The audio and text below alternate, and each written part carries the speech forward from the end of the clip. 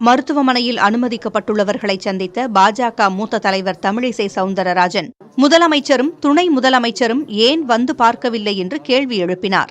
எதிர்கட்சி தலைவருக்கெல்லாம் நான் பதில் சொல்ல வேண்டாம், அப்ப மத்தியில நாங்க அப்படி சொல்லலாமா?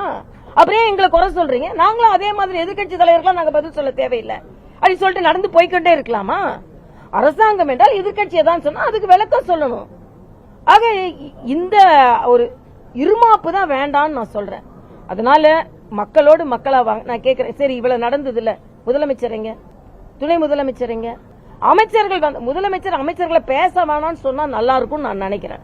பேசுறதே ஒன்னு மாத்தி, ஏதாவது இன்னைக்கு அதே தாமு அன்பரசன் அண்ணன் பேசியிருக்காரு, எல்லாரும் அந்த 1000 ரூபாய் கொடுக்கறதெல்லாம் எல்லாம் பசி இல்லாம இருக்காங்களாம். என்ன நினைச்சுக்கிட்டு இருக்கீங்க? யார்கிட்ட இருந்து கொடுக்குறீங்க? யாரோட பணத்தை கொடுக்குறீங்க? எப்படி கொடுக்குறீங்க? அதனால ரொம்ப தப்பா போய்கொண்டு இருக்குது. தாமிரபரணி அவரு கூவமா மாறிடுச்சு. கூவத்தை சுத்தப்படுத்துறேன்னு நான் சின்ன வயசுல இருந்து கேட்டுக்கிட்டு இருக்கேன், அது இன்னும் சுத்தப்படுத்தல. அப்புறம் தாமிரபரணி ஆறு இன்னைக்கு அதே மாதிரி சேலத்துல ஆத்துல அடிச்சிட்டு போயிருக்காங்க.